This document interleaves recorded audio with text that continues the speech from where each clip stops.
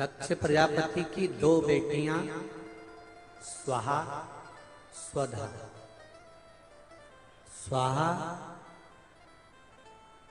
अग्निदेव को दी गई, स्वधा पितरों को दी गई।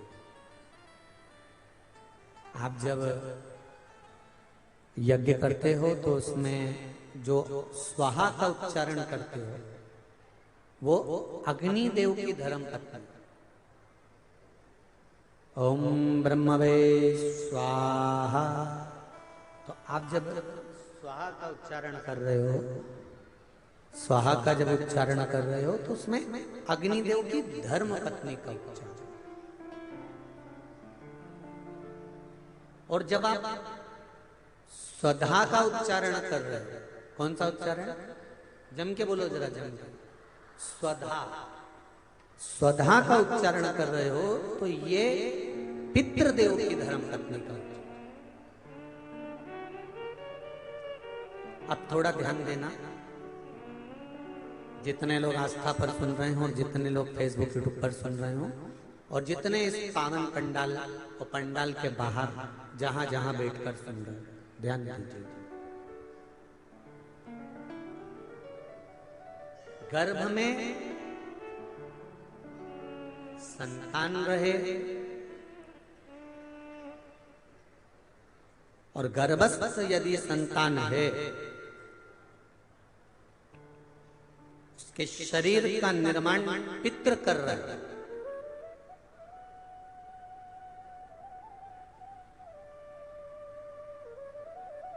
और शरीर में जो आत्मा है, उस आत्मा के बल पर उस शरीर को स्वस्थ रखने का निर्माण स्वधा कर।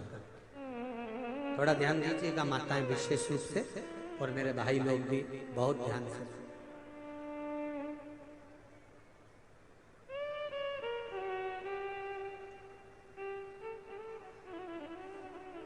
स्वधा तप की मुद्रा में बैठी है, साधना कर रही है, आराधना कर रही है। और तभी पितरों के देव आर्यमा का आगमन हुआ। पितरों के देवता आर्यमा स्वामी वहां पर आए। जब पितरों के देवता आर्यमा स्वामी आए तो उन्होंने क्या देखा कि यहां स्वधा तो भगवान के तप में लीन है, स्वधा तो भगवान की भक्ति में लीन है। अब जब स्वधा भगवान की भक्ति में लीन थी और आर्यमा स्वामी वहां से निकल कर गए, तो आर्यमा स्वामी आज निकल कर सीधे धर्मराज जी के पास पहुंचे। यमराज को धर्मराज भी कहते हैं, यमराज भी कहते हैं, यम भी कहते हैं। तो आर्यमा स्वामी ने क्या देखा कि वहां पर तो यमराज तो नहीं है, पर यमराज की धर्मपत्नी धुमोरना बैठी हुई।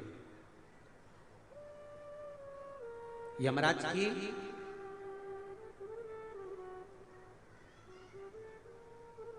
तेईस धर्म पत्नियां थी, जिसमें से एक का नाम धुमोरना था, जो यमराज की प्रिय थी।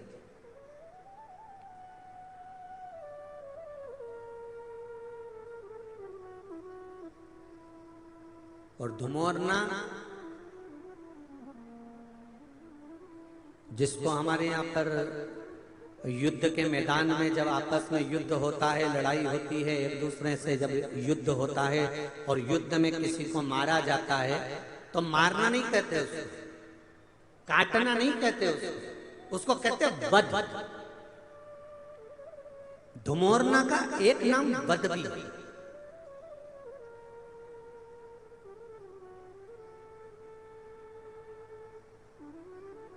धुमोरना बेटी है और उस धुमोरना की गोदी में उसका बेटा है, यमराज का बेटा, जिसका नाम है कतिला। यमराज का बेटा कतिला धुमोरना की गोद में बैठा हुआ, यमराज की पत्नी की गोद में। आर्यमा स्वामी का आगमन हुआ।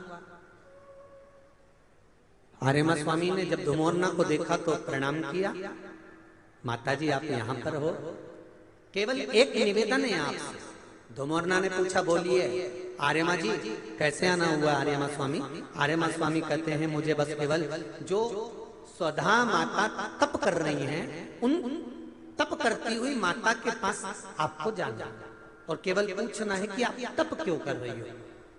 तो धुमोरना ने कहा कि मैं अगर मुझे देखकर स्वधा कहीं भय तो नहीं खा जाएगा, स्वधा में कोई भय तो उत्पन्न नहीं होगा। थोड़ा ध्यान देना कथा पर विशेष। हमारे